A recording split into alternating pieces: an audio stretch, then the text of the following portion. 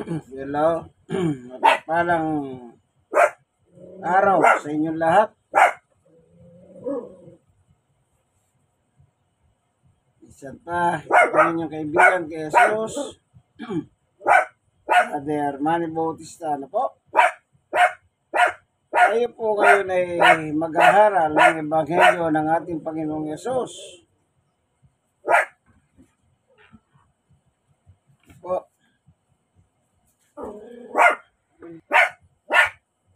Okay, gagamit tayo ng Biblia.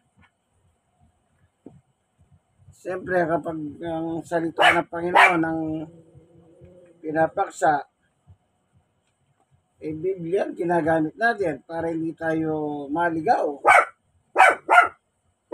Kailangan gumagamit tayo ng Biblia para hindi tayo mailigaw.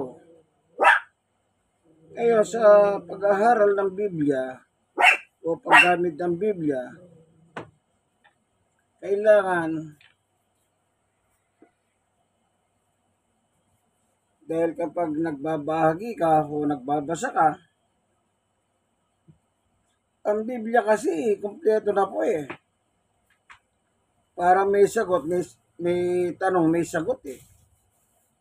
Kung sarili mo lang nagbabasa ka, madidiscover mo para kang nagtatanong, may sumasagot eh. Kaya, kumpleto, Ricardo, sika ka.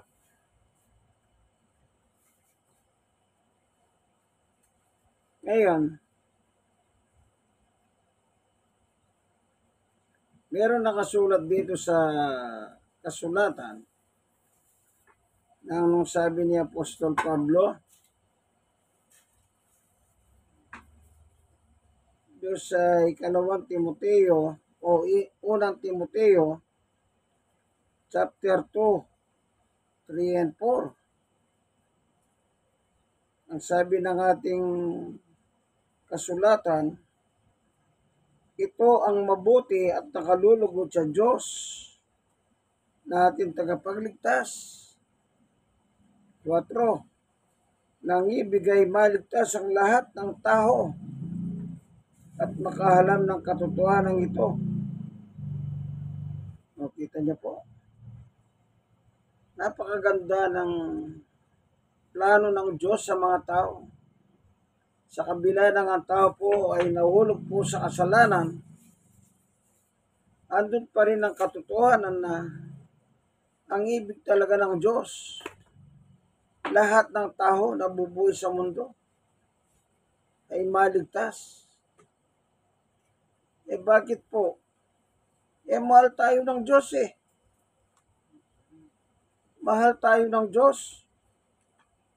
Tignan nga natin yung 1:16. Ano nakalagay? Gayon na lamang ang pag-ibig ng Diyos sa sanlibutan, kaya binigay niya kanyang bugtong na anak na si Jesus upang ang sumampalataya sa kanya hindi mapahamak, kundi magkaroon ng buhay na walang hanggan.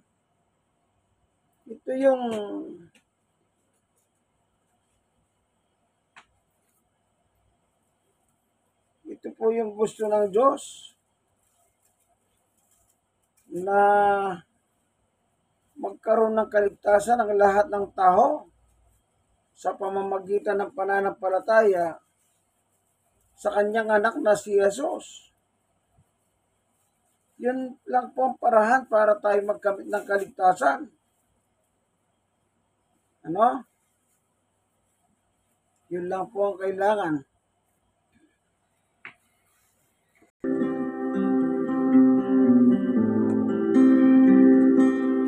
Purihin ang Panginoon. God is good. All the time.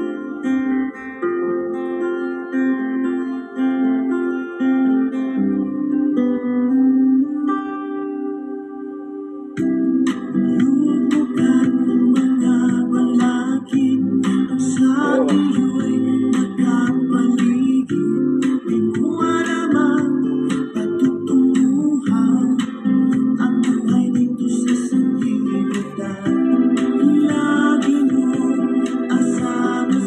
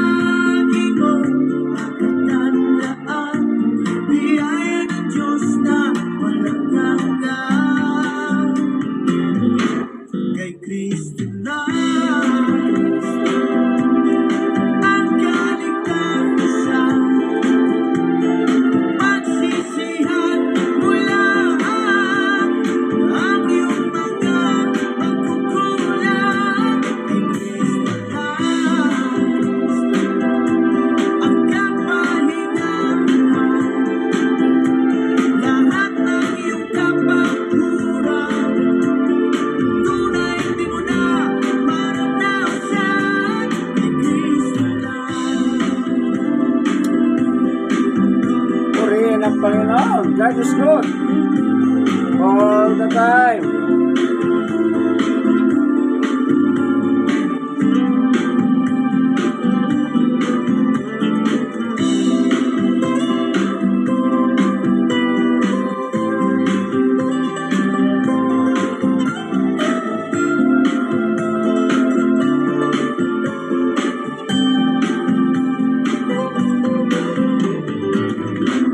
Kay Kristo lang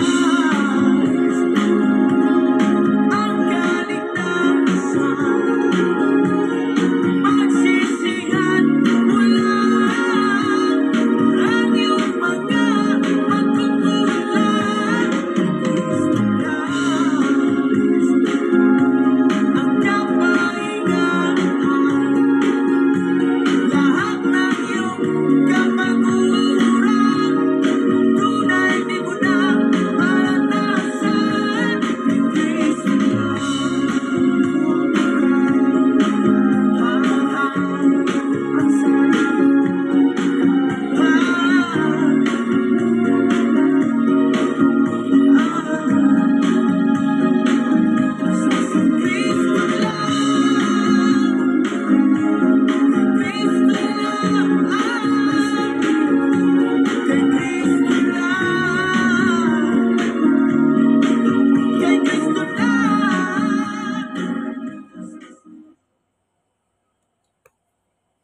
O, balik tayo. Yung 1:16 ang sabi ron, kapag sumampalataya ka kay Jesus, hindi ka mapapahamak, kundi magkaroon ka ng buhay na walang hanggan. Yan po sabi, ano? Dito naman sa Gawa, chapter 26, verse 18. Doon sa last paragraph lang ng itong 18, ano? Ang sabi ni Jesus kay Pablo, at sa pamamagitan ng pagsampalataya nila sa akin, sila'y patatawarin sa kanilang mga kasalanan at mabibigyan at mabibilang sa mga pinapaging banal. Sa ibang salin po, tingnan natin dito sa Magandang Balita Biblia, Catholic Edition. Sa Gawa 26:18, sa second paragraph.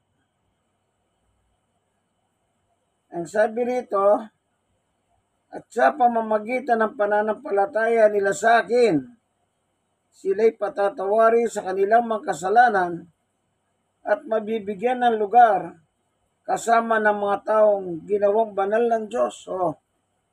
Napakaliwanag po eh. Sabi sa 1:16 na anong nakalagay? Basahin ko rito sa Magandang Balita, Biblia. Sabi, sapagkat gayon na lamang ang pag-ibig ng Diyos sa sangkatawan, kaya't ibinigay niya kanyang kaisa-isang anak, upang sino man sumampalataya sa kanya ay hindi mapahamak, kundi magkaroon ng buhay na walang hanggan. Pananampalataya kailangan. Pananampalataya. Ngayon, sabi sa 26:18 ng Panginoong Yesus, ang kausap niya si Pablo, isinugo niya si Pablo para mangaral. Pangangaralan niya ang mga tao nasa kadiliman na kay Satanas. Dadalhin po sila sa Diyos, sa liwanag. Sa pamamagitan ng pananampalataya nila sa akin, sabi ng Panginoong Yesus, patatawarin sila sa kanilang mga kasalanan.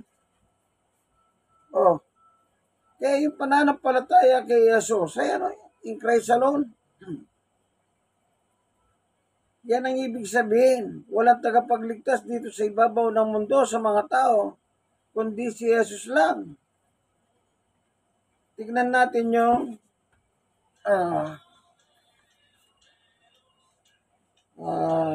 San Lucas 18:8. ganito ang ating mababasa.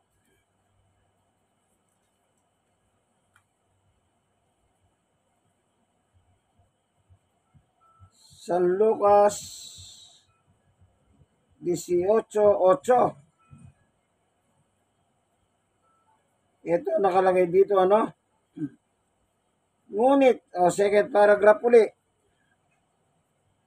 Ngunit pagdating ng anak ng tao, referring to Jesus, sa daigdig na ito, may makikita kaya siyang mga taong nananalig sa kanya. Yun lang palang hahanapin ni Jesus eh. Yung pananalig mo, yung pananampalataya mo sa kanya. Kasi, maliwanag ang sinabi ni Jesus kay Pablo, doon sa 26 ng Gawa, sa 18, nangatasan niya si Pablo na mangaral sa mga Hentil. Paano sila sasampalataya? Meron batayan din, paano sila sasampalataya? Sabi ni Pablo, sa Roma 10:17, kaya't ang pananampalataya ay bunga ng pakikinig, at makakapakinig lamang kung may mangangaral tungkol kay Kristo. Kaya sabi ni Jesus, magpatutuho ka. Pinakita ko, ipatutuho mo, at ipakikita ko pa sa iyo, sabi niya.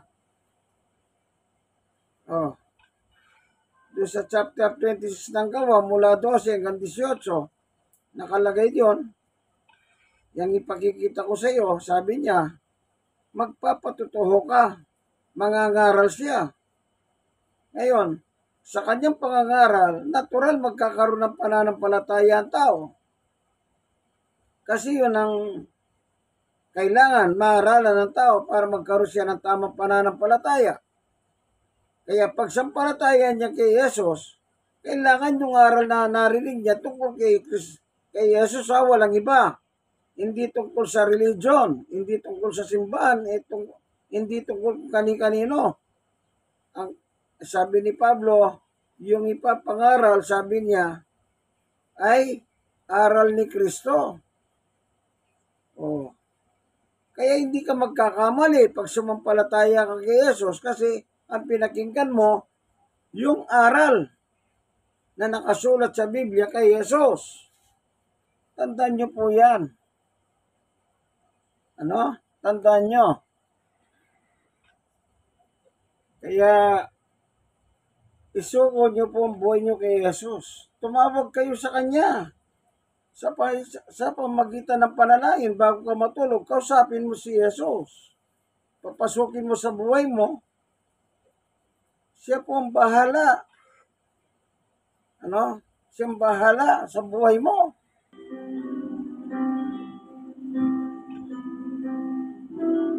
Tumawag ka bago ka matulog.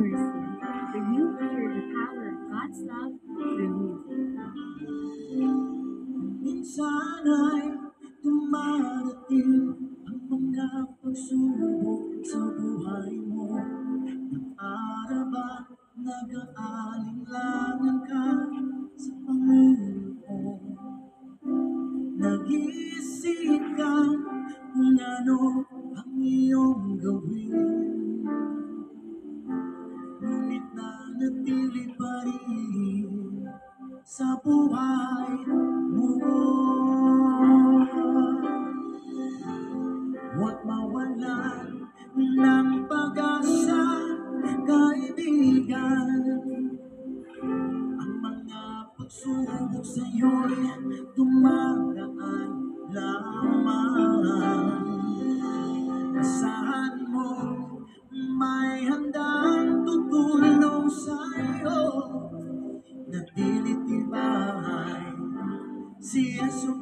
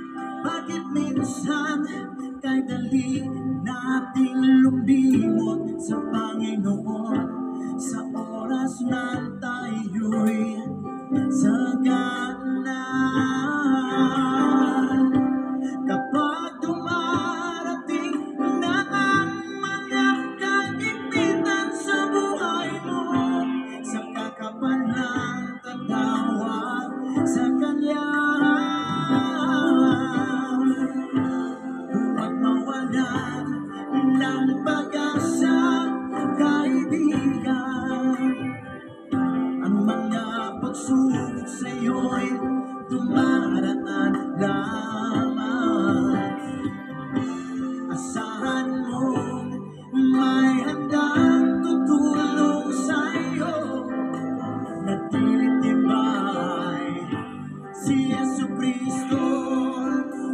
Sabi ng Panginoon, tumawag ka at ako'y sasagot sa iyo. At ako'y magpapakita ng mga bagay na di mo pa nakita.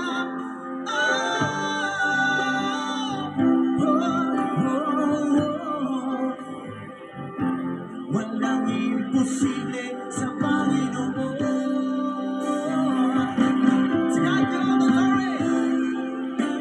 Chords of Mercy, where you hear the power of God's love through you.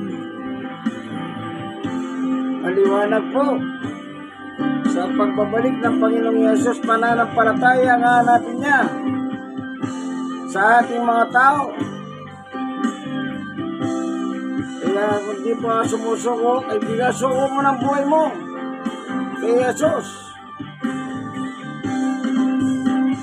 Sabi ng Panginoon, tumawag ka at ako'y sasagot sa iyo. At ako'y magpapakita ng mga bagay na di mo pa nakita.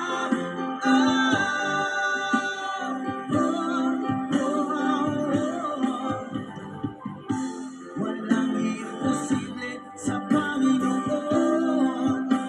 Sabi ng Panginoon, tumawag ka at ako'y sasagot sa iyo. At ako'y magpapakita ng mga bagay na di mo pa nakita.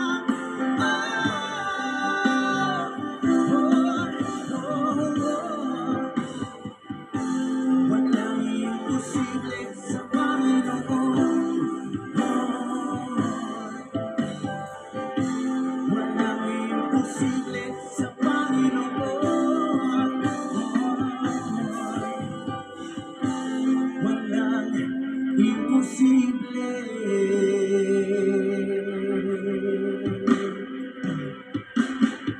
sa Panginoon.